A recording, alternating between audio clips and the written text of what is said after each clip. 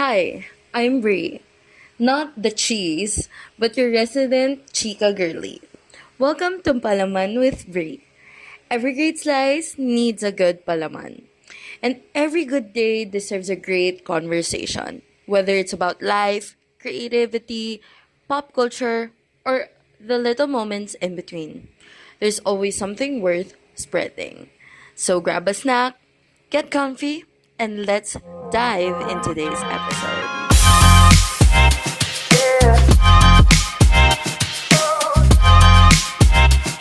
Hello everybody! Magtaka kayo. Brielle, anong ginagawa mo? Bakit kami podcast na? Siyempre, ako ang desisyon at gusto ko gawin kung anong gusto kong gawin. Eme. Let me introduce myself properly. My name is Brielle, but people call me Brie. And I took that idea to create the name of this podcast, Palaman with Brie. Parang siya yung keso. 'Di ba? Mahilig tayong Pino magpalaman ng keso sa tinapay. And palaman is like the chika, the deep conversation. So that's why I'm here. And ayun. Please bear with me. This is the pilot episode. This is essentially navigate every episode that's gonna be released. So, ayun. I'm filming with 2 phones as of the current. Soon, magkaka-equipment na ako. Manda kayo sa akin. Charat. Without further ado, after all that, let's dive into the bread stage. Bread stage. So, the bread stage is essentially the beginning and the process of this podcast. So, I have a few questions here that I would like to answer because that's like the essence of this podcast is to like introduce you Palaman with Brie and why I wanted to do it and essentially what can you look forward to in the next few episodes. So, first question, why did I start this podcast? I started this podcast because it's a long time bucket list for me. It's like a dream of mine to create a podcast kasi madaldal ako. Na hindi niya alam, hindi lang ako a listener, I'm also a speaker. I really want to storytell as well. And like, just to sit down conversations. And I've listened to thousands of podcasts. No thousands. Pero I've listened to many podcasts and it gave me an essential idea to like start my own. Because why not? Everybody has free will.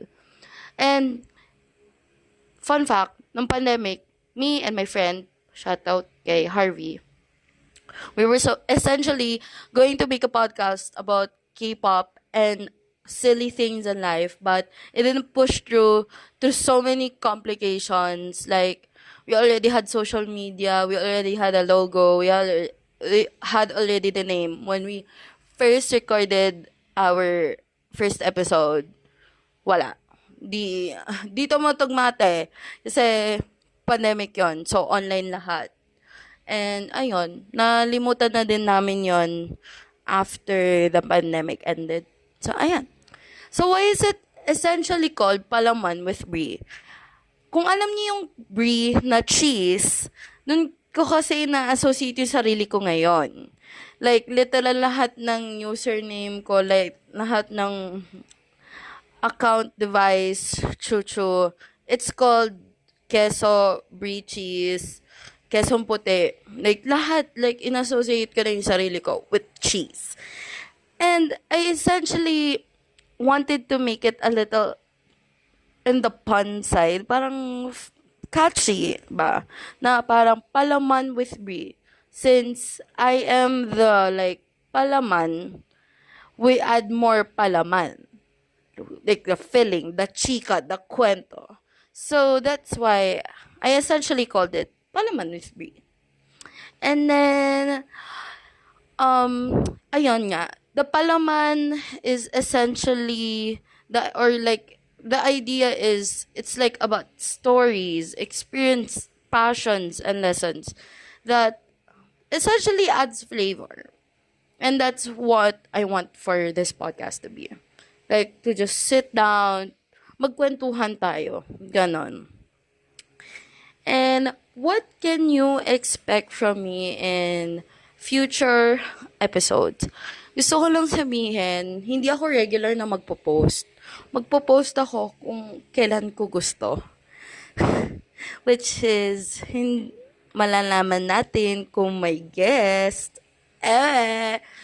Pero, I've already tried inviting my friends, even my brother, to just sit down and talk. Because, why not? To see another side of me and like, the life that I've created with these people. So, ayun. Basta, I will try to post twice or thrice a month. Yeah. But do not expect that this is a weekly thing. This is just like a sit down. Oh, I want to record.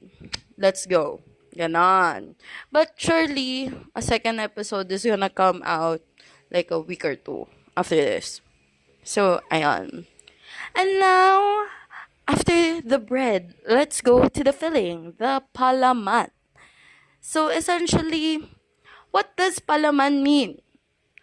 We all know it's like the filling of something. Palaman, like, anong palaman ng tinapay mo? Peanut butter, ganun, di ba?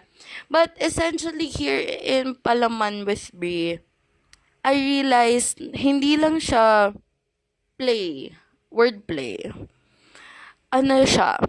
Ano yung na-add na flavor sa life mo? What are the things that add into your lives, into our lives, into my lives? Because I'm still figuring out and will figure it out here in this podcast.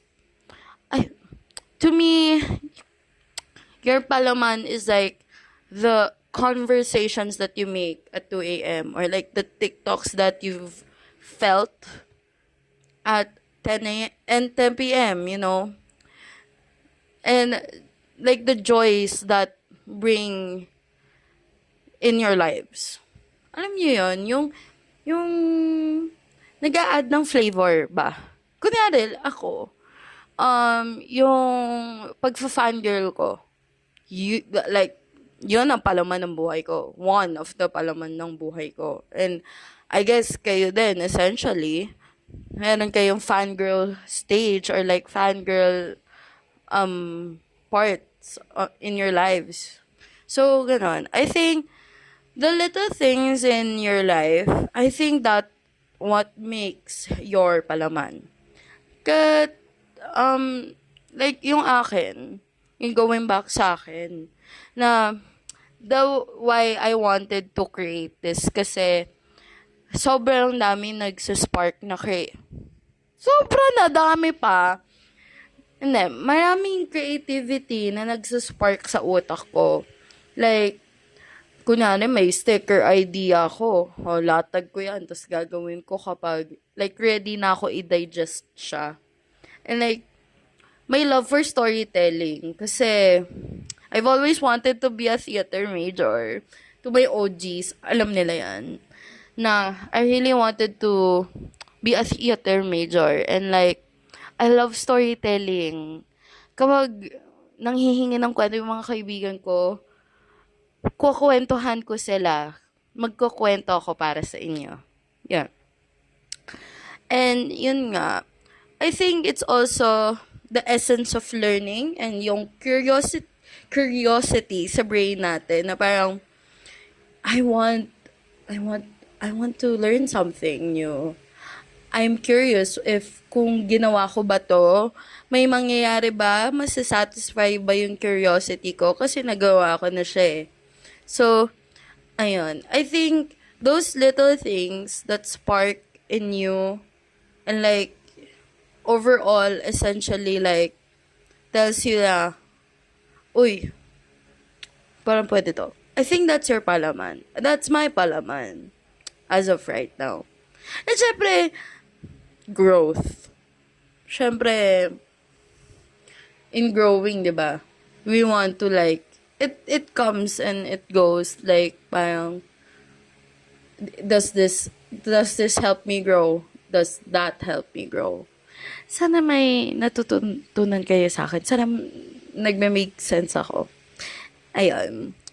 I think as an artist and as a storyteller na para bang children's book yan siya. Hindi.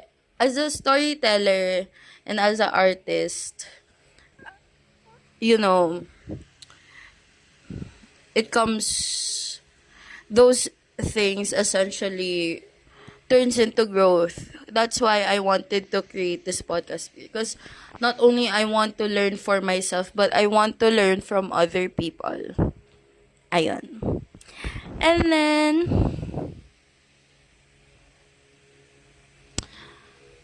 yeah, as I've said before, I think everyone has their own palaman. You have your own palaman. And I want you to comment. Gusto ko mag-comment kayo kung anong klaseng palaman meron ka. Hindi yung palaman na pero the palaman na parang, what makes me me? What makes you, you? And like, essentially, what are the little joys or the little things in life that makes me or makes me happy? Kasi diba yun naman talaga yung essence. Yung pagiging fulfilling sa life. Kaya nga, feeling, palaman. Diba? Witty. Witty tayo dun. So, ayan. I guess, that's it. That's it for our pilot episode.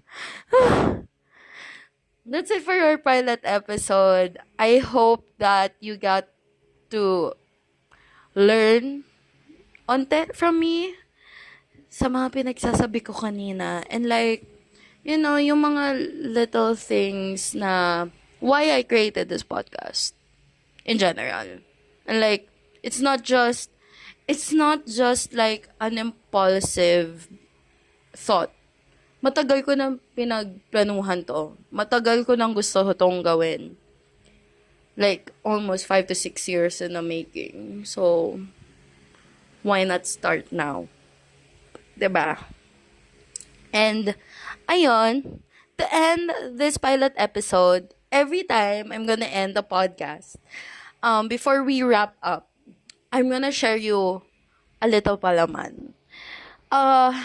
That palaman could be a lesson, a quote, a reflection question, or any challenge this week that you can reflect upon or do yourself. I can also do that to myself, you know. And for today's palaman, I just want to say to try something new, because I am doing it right now. Feeling ko lahat tayo, meron tayong kaunting spark to do something new. And I feel like it's time for you to do something new. Kasi may tita, they, dalawa kasi, may two titas. If you know, the two mom fam, they're my titas. So, yeah. They told me to just keep on creating, keep on doing something new, keep on posting content. And I think this is what I'm doing. I'm listening to them. And I think that sparked something in me in creating this podcast, to try something new.